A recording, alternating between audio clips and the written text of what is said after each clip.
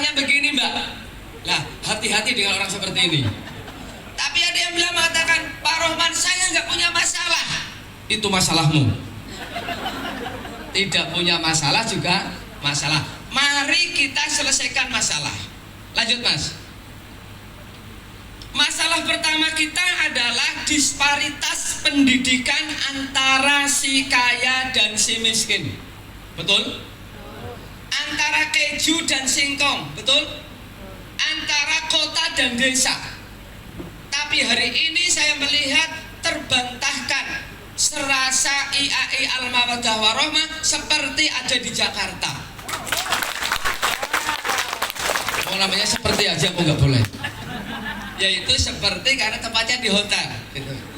Nah tapi nanti suatu hari kalau Pak Rektor dan jajarannya WR 1, 2, 3 dan juga para dekan, para direktur pasca itu punya duit, akan membangun 2 kali lebih megah dari hotel ini untuk wisuda. Apakah bisa? Bisa, sudah ada asisten 1. Tinggal ngitung Pak, kira-kira berapa miliar? Sudah ada Pak sahabat saya Pak Nur Taufik, tinggal ngomong sama Pak Menteri Agama, kan ini juga dekat dengan Pak Menteri Agama nih Pak Taufik ini. Jadi nanti suatu hari kita akan punya tempat wisuda di kampus IAI, tidak menyewa di hotel. Setuju nggak? Yang setuju tidak lebih dari separuh. Oke, pertama soal disparitas. Yang kedua kita masih membedakan antara UIN yang megah, UIN-nya Pak Nur Taufik ini dengan institut-institut yang luar biasa perlu perhatian. Makanya sarparasnya juga perlu diperhatikan. Dan juga ada yang pakai ijuk. Madrasah yang kanan tadi itu juga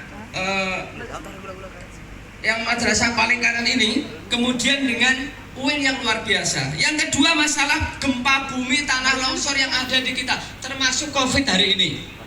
Nah ini menjadi masalah kita. Lanjut Mas, yang di bawah ini bukan sekolah alam, tapi memang nggak punya gedung Pak. Ini yang ibu-ibu lagi ngajar ini nggak punya gedung. Ini slide keempat. Nah, slide keempat. Lanjut.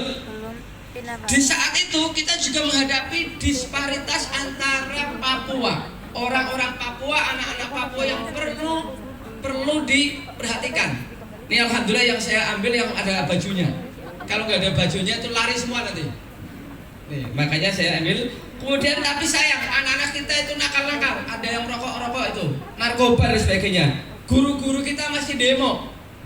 Maka kalau ada guru datang ke ruang kelas, muridnya pada nggak mau masuk karena apa? Marah-marah karena tunjangan profesinya belum cair. Jangan-jangan dosanya begitu ya? Mudah-mudahan nggak di IAI Kolaka. Tunjangan profesi dosen yang Pak Taufik salurkan itu ternyata belum cair. Makanya yang ada cemberut. Gitu.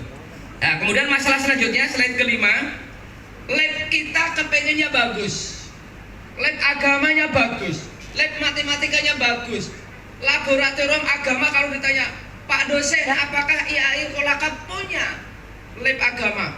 Punya Pak Rohman, itu besar sekali, masjid. Mestinya lab agama bukan hanya masjid, tapi tempat untuk memperdalam agama, ada penyelenggaraan jenazah, berarti ada ruang liang lahatnya. Modelnya siapa? Ya dosennya itu. Kemudian punya tempat penyelenggaraan haji dan umroh, ada miniatur Ka'bah. Kemudian ada memberikan ibadah-ibadah praktis, ada videonya, ada ya dana, ya dana, dana, ya dana, ya dana, dana. Dananya nggak ada. Maka bersabar. Ini problem kita hari ini. Slide ke-7, ini agak cepat karena waktunya udah mau makan ini. Kita kepengen punya dosen-dosen yang cantik-cantik begini.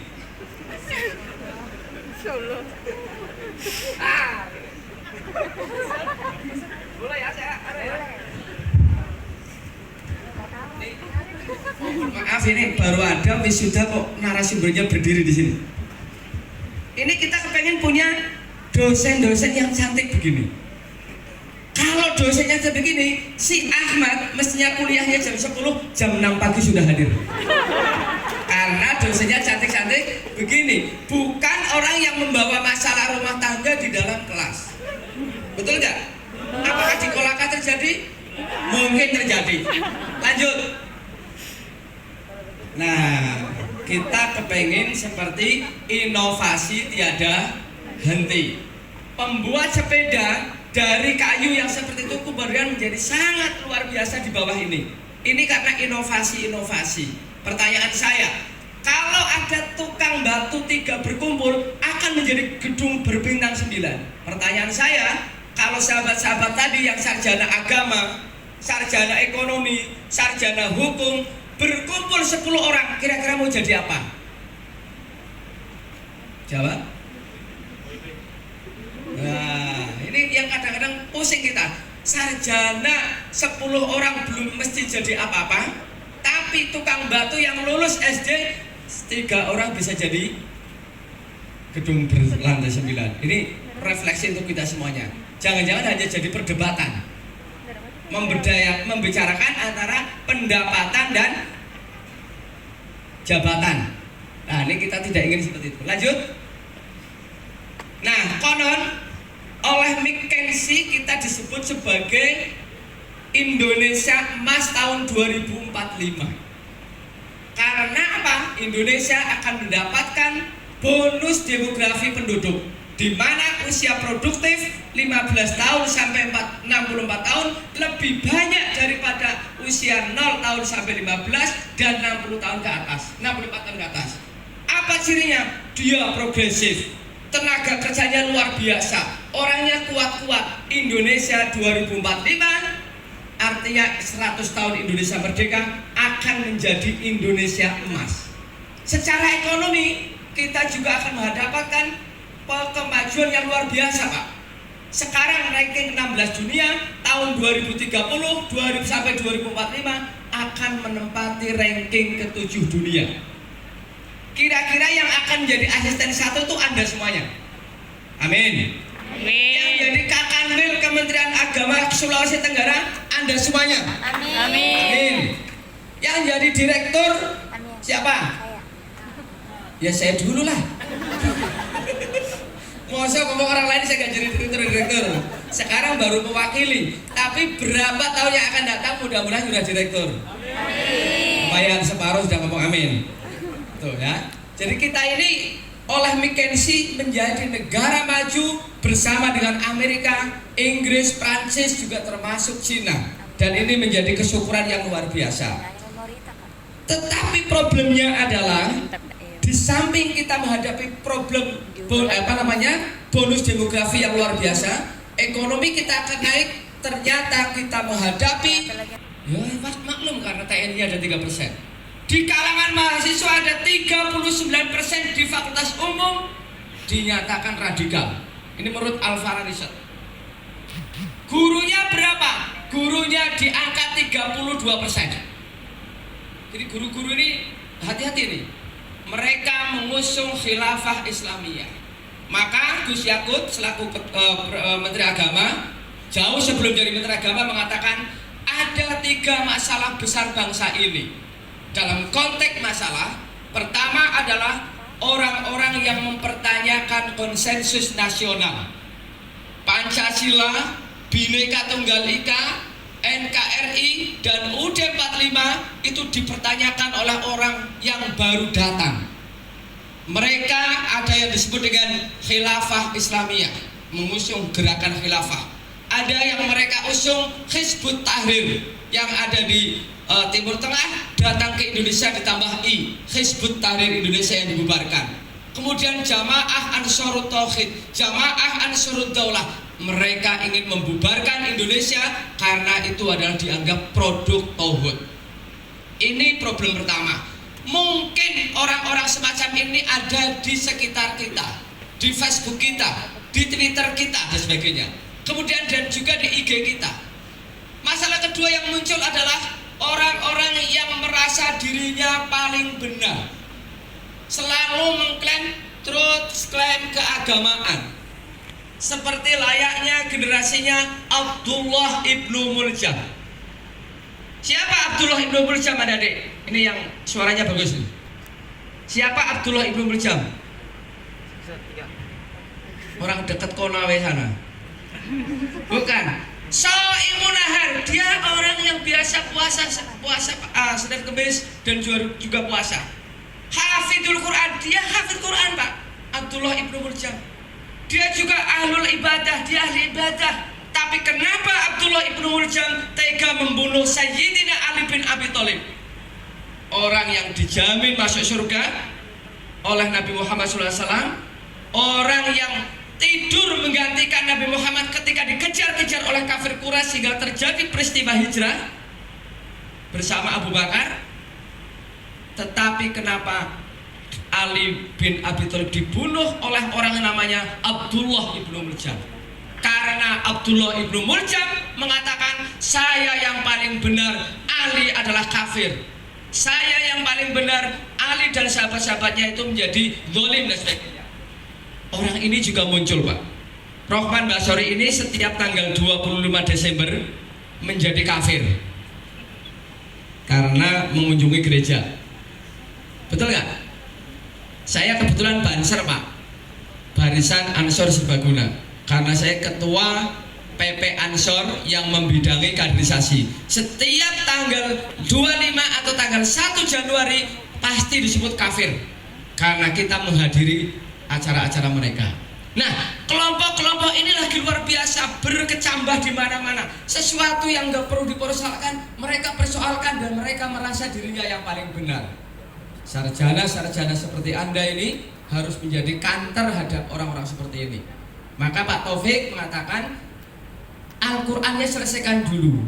Jangan sampai mau melawan orang-orang begini, baca Qur'annya saja tidak fasih dan sebagainya. Kelompok ketiga, sayangnya muncul kelompok ketiga, yaitu silent majority. Dia orang yang tidak peduli Indonesia hancur, dia tidak peduli Indonesia carut marut, dia tidak peduli ada kelompok-kelompok tadi, termasuk kita mungkin termasuk ya ayyuhal silent majority. Betul nggak? Ini problem.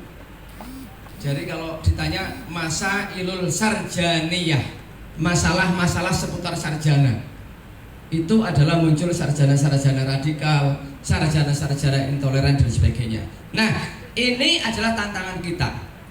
Tantangan kedua adalah tantangan anak-anak muda yang jadi pejabat, anak-anak muda yang menjadi konglomerat, anak-anak muda yang jadi politisi, terbawa dan terjangkit korupsi. Kalau saya boleh menyebut nama, kurang apa hebatnya Pak Anas Urbaningrum? Anak muda tapi tergoda korupsi. Kurang apa hebatnya Gus Romi? Juga tergoda, dianggap dimatikan oleh korupsi. Kurang apa yang namanya Andi Malarameng? Juga tergoda korupsi. Apa yang saya ingin katakan? Jangan-jangan ini by design ingin mematikan anak-anak muda seperti kita untuk tidak tampil ke muka publik. Ini masalah kedua kita. Nah, masalah ketiga, kita ini kadang-kadang sedang menghadapi disrupsi. Disrupsi adalah suatu hari saya khawatir tidak ada orang yang mau kuliah Pak Rektor, karena hanya dengan lulusan SD dan SMP dia sudah uangnya miliaran rupiah.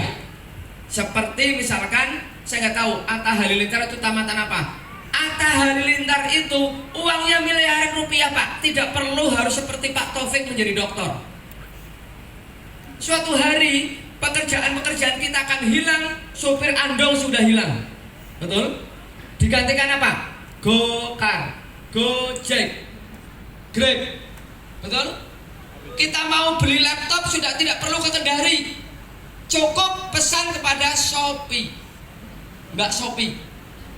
Kalau di IAI menjadi Mbak Sopiah. Ini. Kalau kita ingin pesan barang-barang baju-baju kayak gini, itu juga cukup dengan Shopee.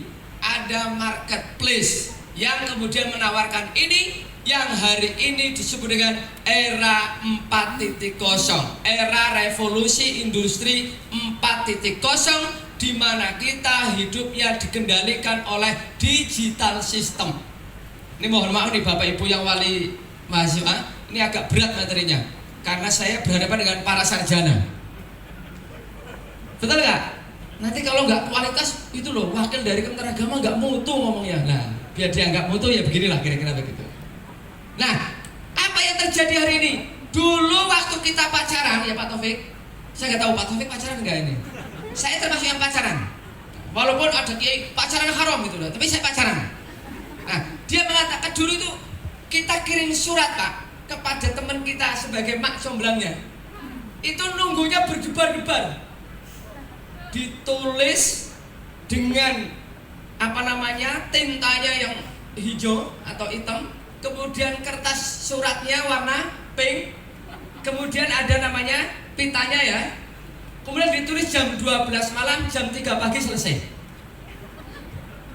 Halo sayangku, kabarkan rasa rinduku di tengah-tengah angin yang kabarkanlah diriku sangat rindu kepadamu. Tapi anak-anak muda saat ini bisa begitu enggak? Enggak bisa. Karena apa? Cukup kalau mengatakan I love you, yo tak tompo. Karena cukup pakai WA. Tapi kalau saya begitu mengatakan I love you, ana uhibbu ilaika, itu menunggu seminggu Pak.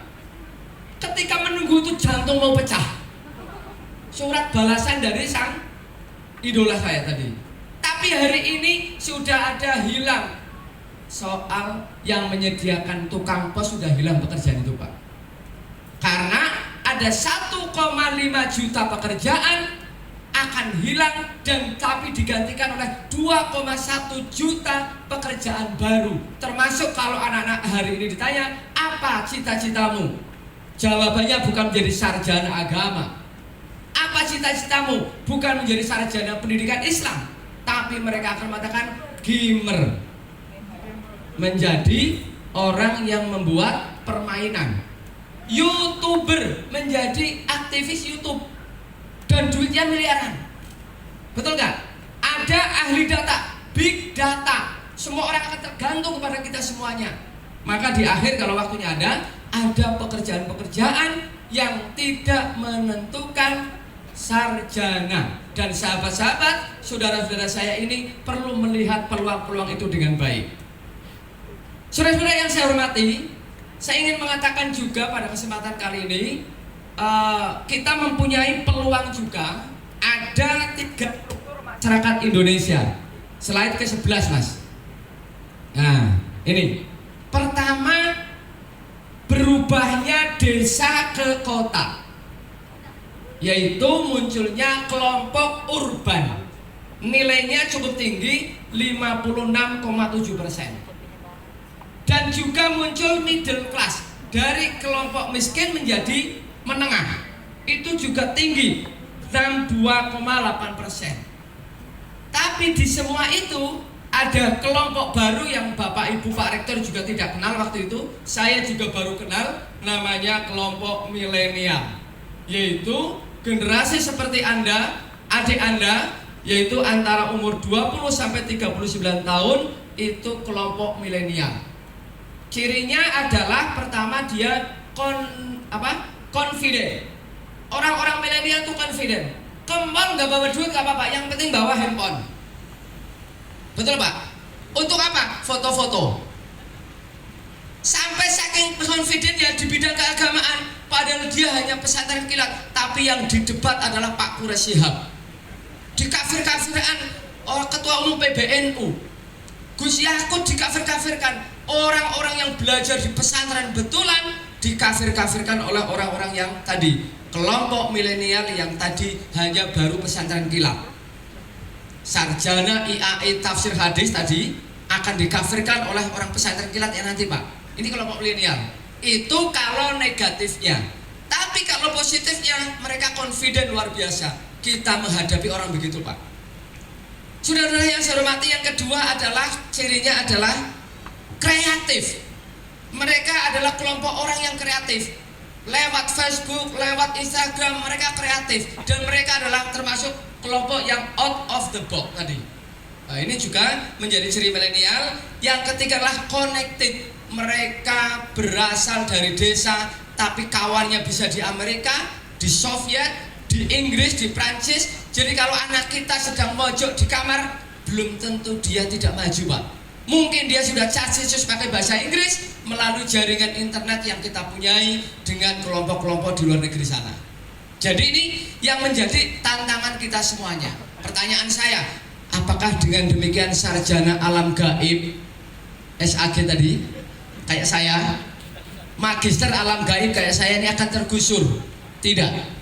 Karena betapapun majunya itu, bedanya adalah saudara-saudari dibekali akal oleh para profesor, oleh para doktor, oleh para rektor tentang pola pikir. Hebatnya apapun mereka, kalau pola pikirnya tidak mantap, tidak macam-macam, apa tidak hebat, akan terkalahkan oleh kita semuanya. Sekali lagi, melalui forum ini saya ingin mengajak kepada Bapak Ibu semuanya, terutama para wisudawan, gunakan critical thinking kita, akal kita, karena ini yang akan menjawab masalah-masalah yang tadi saya sebutkan. Ringkasnya begini, apa bedanya sarjana dengan sarjana tukang bakso dengan anak SD yang tukang bakso? Ya beda, Pak, antara sarjana dan, ya bedanya apa? Yang tukang bakso dari SD, dia cukup puas membuat satu gerobak bakso. Dia makan bakso sendiri, dijajalkan sendiri, tidak laku dimakan sendiri. Tetapi kalau sarjana yang menjadi pengusaha bakso, dia akan punya 100 gerobak. Dia akan punya perusahaan, dia akan didik tenaga-tenaga pedagang-pedagang gerobak, pedagang-pedagang bakso untuk apa? Dia ternyata pikirannya lebih maju. Nah, ini yang saya kira menjadi sangat penting. Langsung meloncat ke ini, Pak.